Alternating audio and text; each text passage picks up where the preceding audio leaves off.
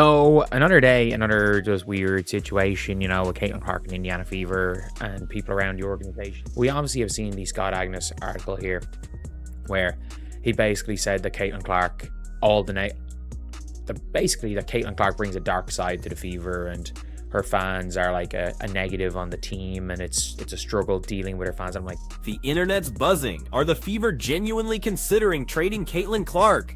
As I've noted, the entire situation feels incredibly strange. Is her impact just too big? Something's clearly amiss. We'll dissect this baffling possibility, connect critical dots only I can, and expose what would be the most disastrous front office move in WNBA history. This analysis will be explosive. Another good win by the Indiana Fever today versus the Seattle Storm, but I got a big concern with Caitlin Clark, man. So looks like the Fever have been figuring things out, man. So let's just say Clark comes back toward the end of the season. Fever do their thing in the playoff. Let's just say, for the sake of my argument, the Fever win the championship, man. With Caitlin Clark having missed pretty much most of the regular season, would this championship not hold that much weight? Because I can already see the haters saying she missed most of the regular. Let's be unequivocal. Should the Fever trade Caitlin Clark? They're essentially handing out quit signs with every ticket. You think Indiana traffic is bad? Imagine the fan exodus to whichever team lands Ain 2-2. We're discussing the WNBA's most marketable, most Googled, most talked about player in women's sports history. To trade her for what? A second-round pick and warm-up towels. That's utterly delusional.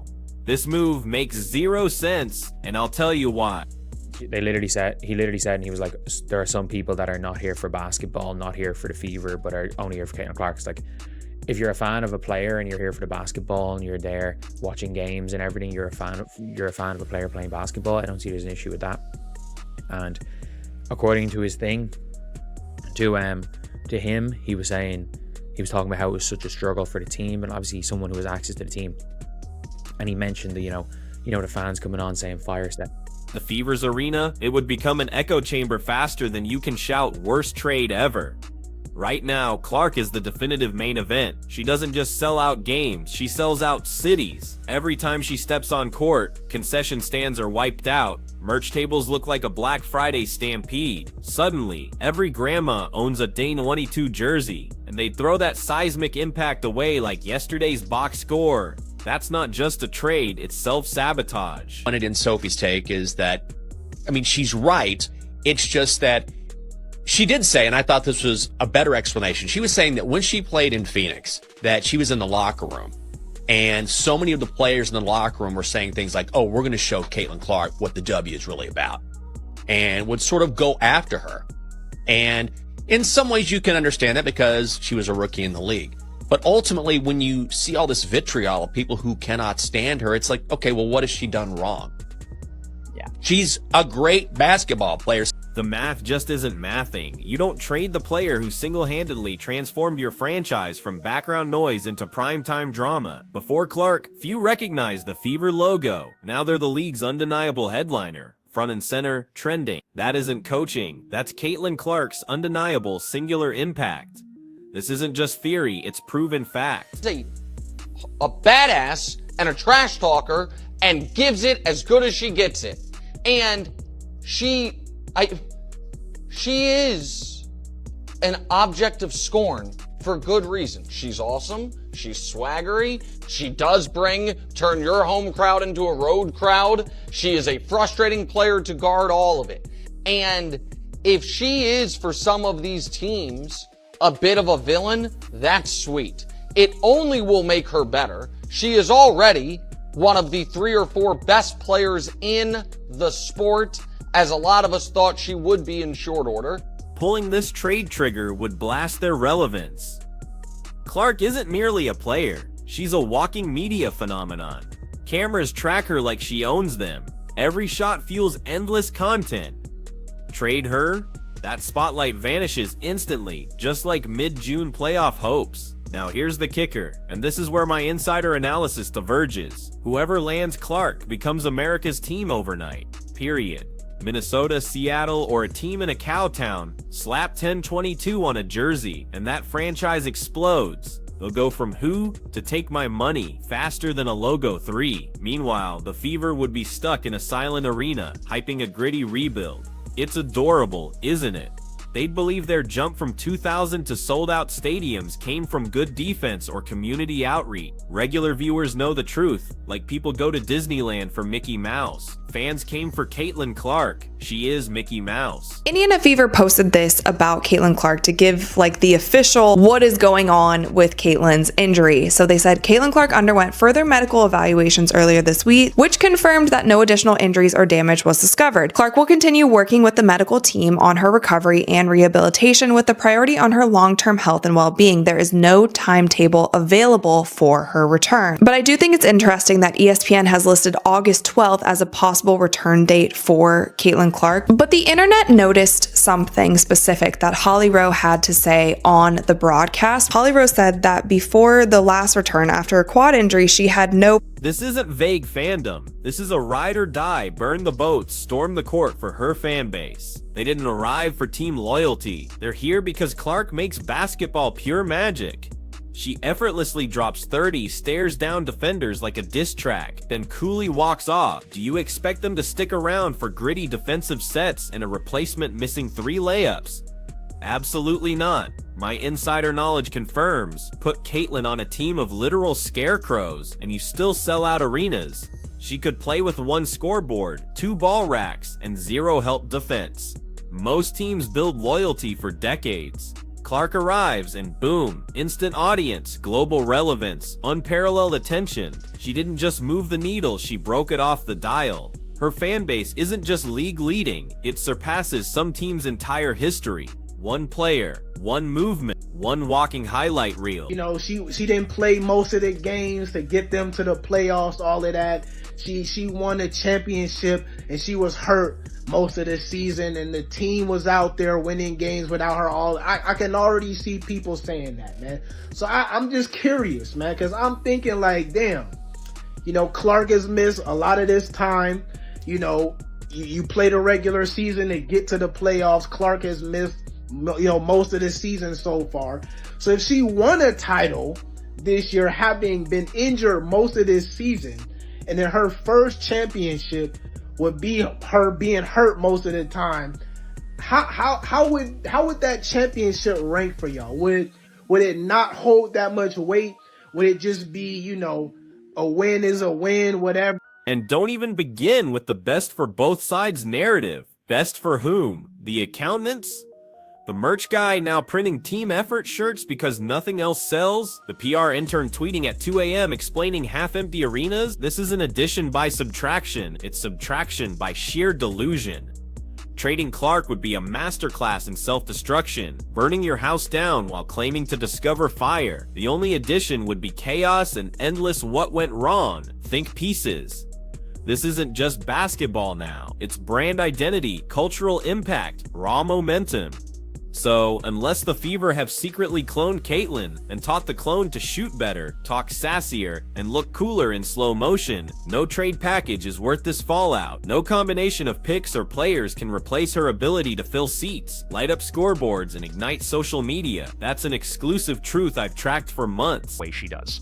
Let me be clear about this. If Caitlin Clark were not in the WNBA, we would not be talking about the WNBA. She is the only ticket draw in the WNBA. A large percentage of all tickets sold in the WNBA are so people can watch Caitlin Clark play basketball. No one cares about Angel Reese. She'd be drawing flies if she were playing not against Caitlin Clark on the court right now. Angel Reese has basically become the Bill Laimbeer to Caitlin Clark's Larry Bird, essentially. Ultimately, the message is brutally simple. You don't trade the sun and expect the galaxy to keep orbiting normally. Trade Caitlin Clark, and the entire WNBA landscape shifts. Just pray you're not left freezing. Here's where logic utterly breaks down and reality contort. The Fever organization seems to believe fans are watching their logo, their colors, the very name Indiana, as if any mid-range jumper not from Caitlin will hold national attention. Newsflash, this fan base would follow Clark to the league's worst team over caring about a competitive roster without her.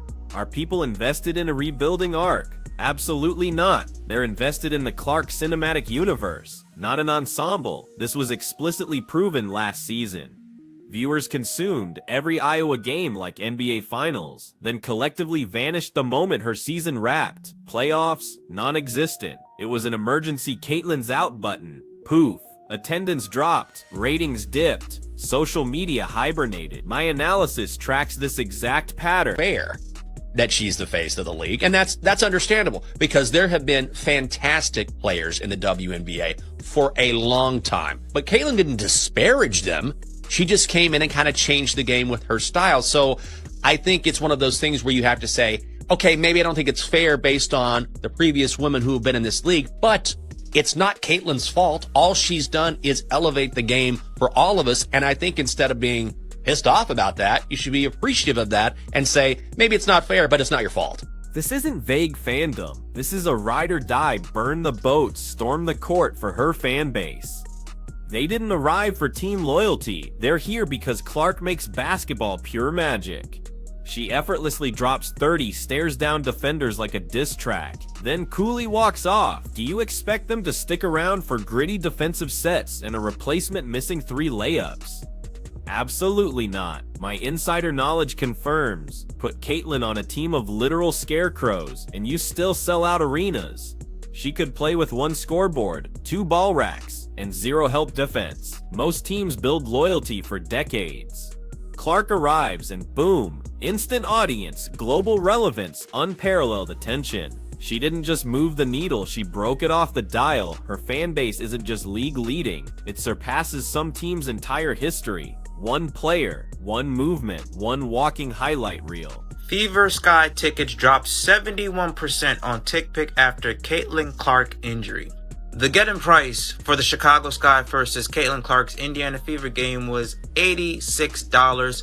After Caitlin Clark's injury announcement is now down to $25. And you Angel Reese fangirls will still believe and think that Angel Reese is the reason why people are watching the WNBA. Since y'all want to make it about race, this white girl over here is the reason why fans are tuning in to watch the WNBA, not because of this. Imagine the sheer absurdity of convincing people to stay loyal to the Fever after they've traded the literal reason those people even know the team exists. It's like kicking a headliner off tour and expecting a crowd for the backup yodeler. Clark isn't just part of the story, she is the story. Remove her, and you're left with plot holes and empty seats.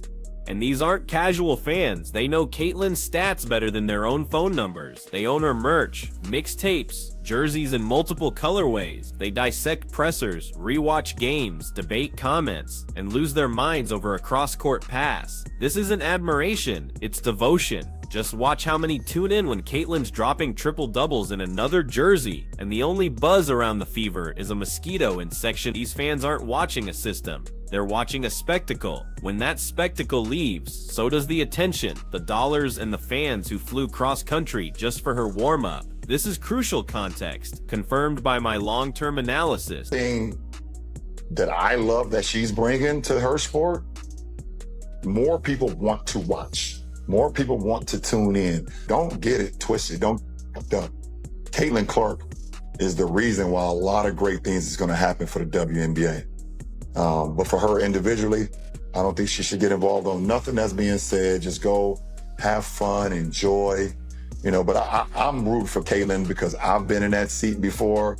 I've walked that road before. I hope she kills. I hope Aaliyah Boston does amazing.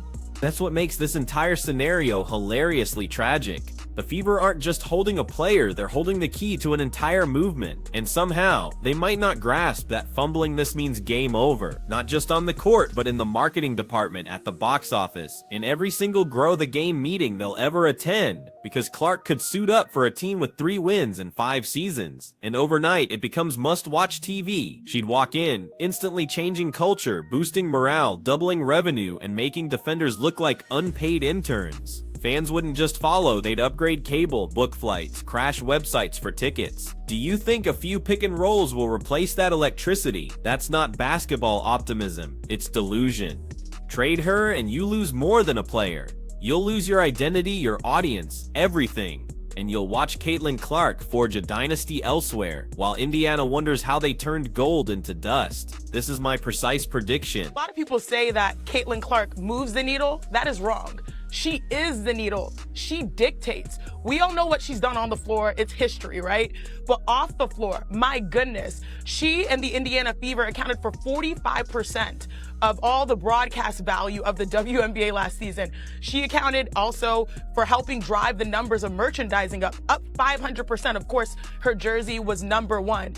And most importantly, I think people look at this and think she said no. That's not the case. She said she wants her first competition to be an Indy at WNBA All-Star. Caitlin Clark herself casually dropped the ultimate truth bomb at the All-Star game, without even trying to be shady. Kelsey Mitchell, 8 years with the Fever, endured the dark ages of a single solitary concession stand. You could hear individual popcorn kernels pop. Now, the Fever are pushing 17,000 fans per game. Draft Clark and boom, concession stands multiplied like rabbits just to keep up. We're talking a jump from 4,000 to 17,000 like it's a casual Tuesday. And it's not just attendance, it's soaring TV ratings, merch flying off shelves, corporate sponsors begging to invest. She's printing money faster than the US Treasury, grabbing eyeballs faster than TMZ. The Fever didn't just get a player, they got a franchise transformer. Trading her wouldn't just make headlines. It'd become a cautionary tale in sports business classes. How to ruin everything, a masterclass. The Fever upgraded from crickets to chaos, from empty seats to a full-blown frenzy. Trade Caitlin Clark and you might as well turn the lights out on your way out. Regular viewers know I've been saying this for months.